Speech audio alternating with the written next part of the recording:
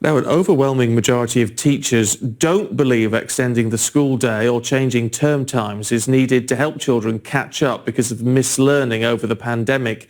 The new polling from the National Education Union comes after the Education Secretary said that both options were being considered as part of the government's recovery plans. Well, let's talk to the union's General Secretary, Mary Bousted. Good to see you this morning. I mean, why aren't these sensible options in your view?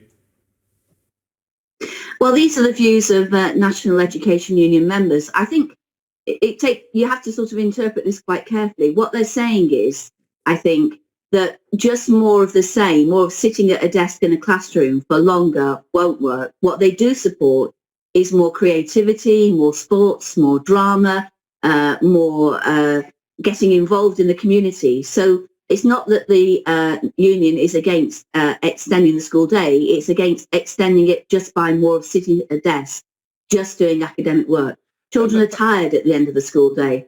Well, I'm sure I sort of remember it well, even though it's a long time ago.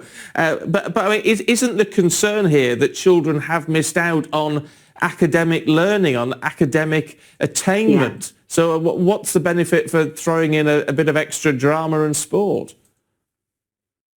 Well, that will help them gain their confidence. It will give them a renewed interest in what school can offer. Drama and sport are really, really important. You've got so many children who are now overweight. That won't do anything for their mental health. It won't do anything for their physical health, and it won't do anything for their lifelong health. And where they're going to learn to be healthy and be fitter is in school. Drama and creative subjects really do help academic work because they allow the expression of what you've learned.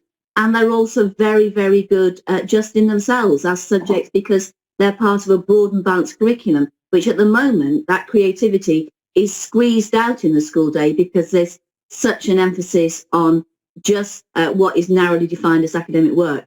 But I would also say that what the survey says is that teachers are also saying that if we really want children to catch up on their academic work, then we need smaller classes and we need more small group tuition to help those who have really been left behind because they couldn't make progress in the pandemic. So it's not that teachers don't think that this academic work needs to be focused on. It's just not focused on by doing more and more of it. If you're going to get children to catch up who have fallen behind, they need more personal tuition. You've got to be a bit careful, haven't you, in terms of a sort of broad brush approach to all of this, haven't you? There must be plenty of children, I was certainly one of them, so the idea of doing more sort of creative stuff and more sports would have put me off rather than anything else. Yes, but that doesn't mean to say that you shouldn't have done it. A broad and balanced curriculum should be there for everyone. There are lots of children who are put off by more maths and more maths and more maths, just because that is your particular, I don't know whether maths or English or whatever it was in academic work. Academic children need access to a broad and balanced curriculum and need to encounter things which they don't necessarily like doing very much, like physical activity, which is so important, like creativity, which will be so important for their later life. So all children and all young people need a broad and balanced curriculum which covers the traditional academic subjects, but also covers creativity, covers physical activity.